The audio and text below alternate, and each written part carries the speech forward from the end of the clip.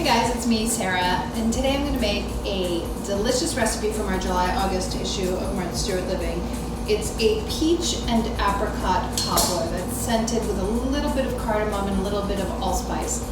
Super delicious, and like all cobblers, it's very, very simple to make. I didn't find as many ripe peaches as I wanted to, so I'm using a combination of peaches and nectarines, which is totally fine. And in fact, if you couldn't find any peaches, but the nectarines were totally great, just go ahead and use all nectarines. And then apricots. It's 2 pounds of peaches and or nectarines, and it's 12 ounces of apricots. You want to cut your fruit into wedges. Usually I say about 1/2 inch. In my bowl, I already have 2/3 of a cup of sugar, and I'm just gonna cut my nectarines into that bowl. Probably a little bit dangerous to do it with that big knife, so I'm going to use a paring knife and cut it into the bowl. If you have the good luck to find freestone peaches, that makes it really, really easy to remove the pit without it sticking. Then you can just twist it off the stone. But with certain kinds of varieties, I guess it is, of the stone fruit, especially peaches, it can be very, very sticky. Sometimes when you're cutting your nectarine or peach or whatever in half, it'll split in half at the stone. But as long as there's no mold or anything weird inside, you can still use the fruit, just cut around it. Somehow when I cut directly into the bowl, I feel like somebody's grandma. Seems like a grandma thing to do. When you're choosing fruit for a cobbler, you want something that is fragrant, delicious, gives a little bit at the top. Mostly like any fruit, but you definitely want it to be ripe. So if when you're buying it, it seems a little bit unripe, let it sit for a day and it should ripen right up. I do that right at room temperature, sitting on my counter. Try to keep them in a single layer. That way they don't, weigh each other down. I don't even know if that's something that really happens, but I keep them in a single layer if I can to ripen at room temp. Same thing with the apricots. Cut them, you can just pull them apart usually. And then I just quarter them. And switch back to my real knife. What's your favorite summer fruit? Mine is a toss-up between peaches, sour cherries, which I love and I love cooking with, and they're the best cooking cherries, but they're a real pain on the butt to pick because they're so small. The pits really stick into the cherries. Very challenging. Anyway, I'd say peaches and sour cherries, but also black raspberries. I like to go berry picking in the summer, and I usually take my bike out for a ride and do a loop and find as many wild black raspberries as I can.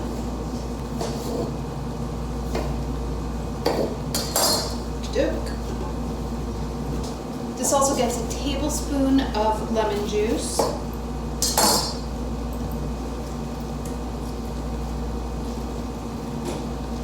Half a teaspoon of kosher salt. Use a 1/4 teaspoon if you're using fine salt. About a 1/4 teaspoon each of allspice and ground cardamom. I just freshly ground this cardamom, so I'm going to use a little bit less, like 1/8 of a teaspoon, because it's so strong. I'm a little nervous it's going to be overpowering. And then as a thickener, I used 3 tablespoons of cornstarch. Got a spoon.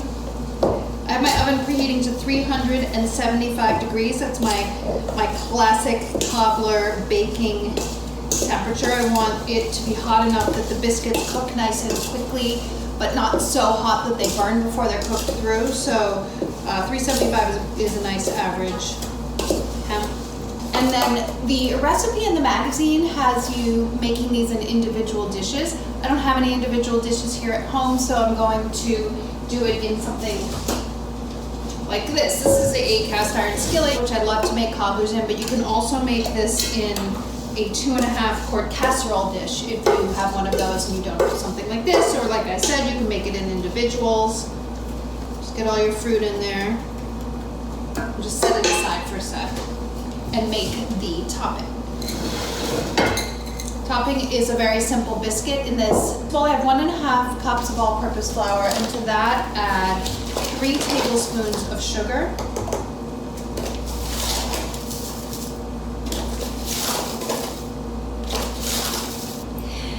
It says 1 1/3 teaspoons of baking powder. I think that's a mistake. I think it's 1 1/4. I printed the recipe from my archive and not from the website. Probably a mistake. 1/4 teaspoon of baking soda and 3/4 of a teaspoon of kosher salt. We use diamond crystal. I say this all the time. If you're using Morton's, it's a little bit saltier, so you're going to want to use a little bit less.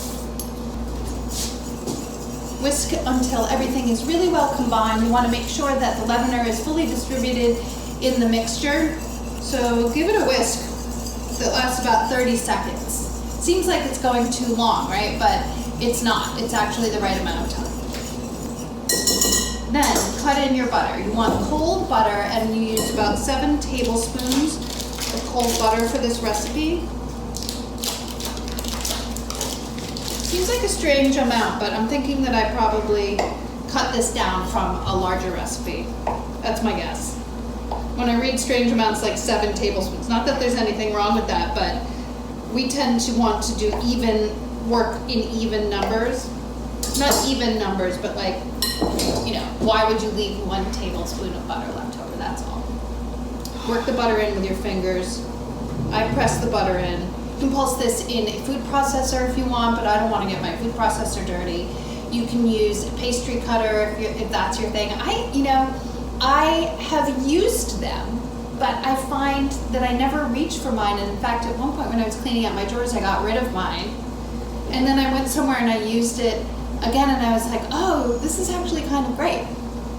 Yet another reference to grandmas. Grandmas know what they're talking about when it comes to cutting butter into flour, don't they? To make a nice flaky biscuit, you want to make sure that when you cut your butter into your flour, there are pieces of butter left. When you're using your fingers like this, you end up with these little petals of butter. We've referred to them in the past as like flour petals. And those will evaporate, or the moisture in those will evaporate in the oven when it hits the hot heat. And that's what lifts up the biscuits and gives them layers. Then you whisk in your buttermilk and your heavy cream. You need 1/3 cup each of buttermilk and heavy cream. Buttermilk is a nice tenderizer and adds a little bit of tang. And the heavy cream makes sure that your biscuit is nice and rich and tender.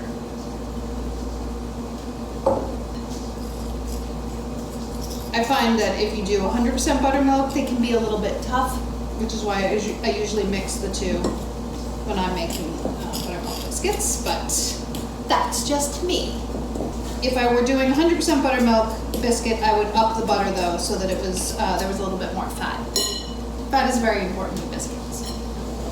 Okay, so here is my filling. You've seen that before. Make sure that all of the flour that's on the bottom of the bowl is moistened and the dough is nice and cohesive. It can be kind of sticky and wet, or it can be a little bit clumpy. I probably could have used a tiny bit more liquid in mine, but I'm just going to go for it because I know that this is going to work no matter what. Place the biscuit mixture over the top. This makes 6 individuals, so I'm just going to make 6 or 8 little clumps. Let's see how my dough goes. It looks like it's not going to cover, but that's okay. A, you don't necessarily want it to be covering the entire top, and B, they expand quite a bit. The biscuits expand quite a bit in the oven. So, do not be alarmed. This dish might be slightly bigger than I needed to use, but I'm just going to plow ahead. 1, 2, 3, 4, 5, 6, 7. 7. Cleaned up a little bit. Brush the top with some cream. And then if you have sanding sugar, you can sprinkle with sanding sugar. If you do not, you can sprinkle with regular sugar, which is what I'm going to do because I don't think I have any sanding sugar. And then this should take about an hour to an hour and 15 minutes to bake in this large dish. We'll see. I'll check after 55 minutes probably, because this is pretty spread out. So 375, 55 minutes to an hour and 15, I'd say. when the cobbler is done, it will be bubbling in the very center. That's super important because if it's not bubbling in the center, the cornstarch has not been activated, it will not thicken the juices, and you'll just have a big puddle of unthickened juice, and nobody wants that. And the biscuits will be golden on top and cooked through. You should let it sit for a few minutes before you eat it. I'm gonna give myself a tiny little bit, a little edge bit. You can serve it with vanilla ice cream. You can drizzle it with a little bit of heavy cream, which is what I'm gonna do. I should not eat this. It's still steaming hot. But I'm gonna give it a tiny, tiny little bite. Let's try. Just hoping that like the more I talk, the cooler it will get and I won't burn my tongue. This is a cardamom and allspice scented peach and apricot cobbler. It's my newest creation. Please enjoy.